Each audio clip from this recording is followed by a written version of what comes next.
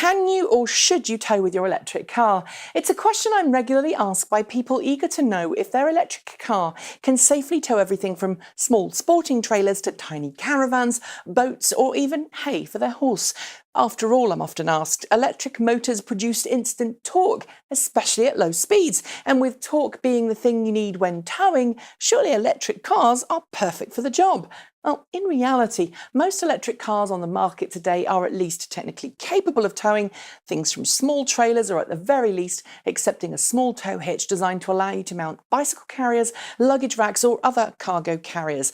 And in my 11 or so years of driving electric vehicles, I've seen electric cars tow everything from other electric cars to horse boxes, canoes, and caravans.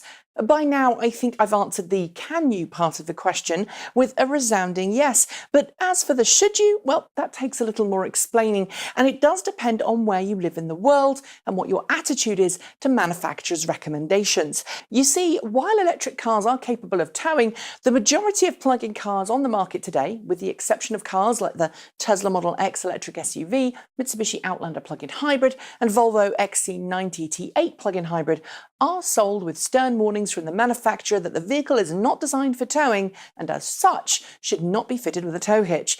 In some markets, like Europe, fitting a tow bar to a vehicle that's not been type approved to tow under legislation could not only get you in trouble with the local police if stopped, but could also invalidate your vehicle insurance and vehicle warranty.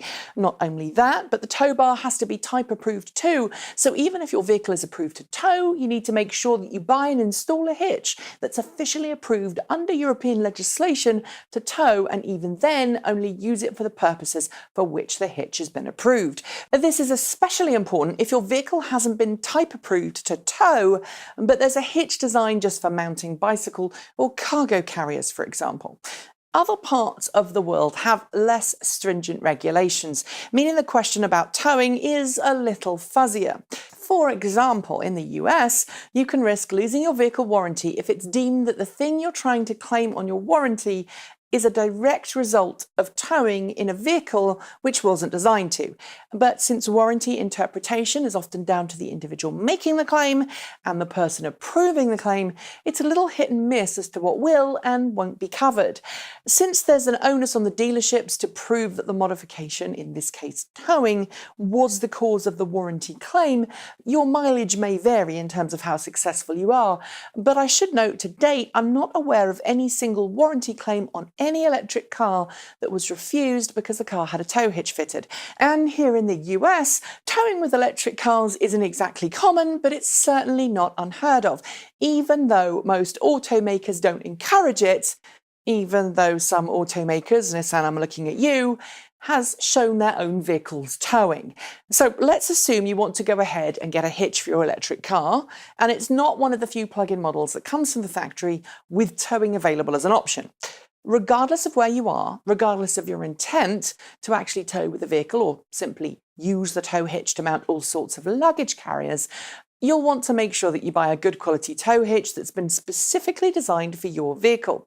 In the US, one of the best places to buy such a hitch would be Torque Lift Central from Washington State. Known for its range of eco hitches for plug-in vehicles, Torque Lift Central offers a tow hitch option for pretty much every plug-in car on sale today, and designs all of its hitches to be robust, durable, and no drill, meaning you won't be making holes in your car's frame to install them. While they are built to technically tow, it's up to you, the owner, to decide if you want to actually tow with them or not. If you're a Chevy Bolt EV owner, GM even offers a Class 2 tow hitch as an aftermarket add-on, although GM maintains that the car isn't built to tow and the hitch is just for cycle carriers and the like. I've actually got one fitted on my Chevy Bolt EV, and that's all I use it for, and so far, it's holding up great. In Europe, Brink, which is a subsidiary of Thule, sells tow hitches designed for bicycle carriers and other cargo carriers, but unlike Torque Lift Central's offerings, they're not designed for towing. Depending on your local regulations, you may also need a tow light package to be fitted to your EV so that you can correctly illuminate any carriers or trailers that obstruct your car's taillight. Again, these regulations change from place to place, so check before you hit the road. Finally, if you do end up towing with your electric car, remember that the extra weight of the thing being towed will affect your vehicle's overall efficiency and range, and will make your car work harder on hills.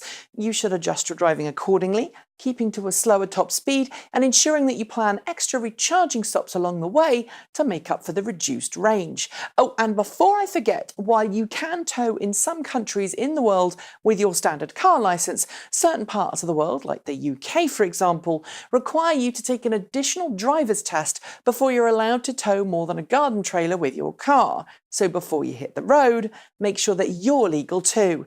That's it. Thanks for joining me. See you next time.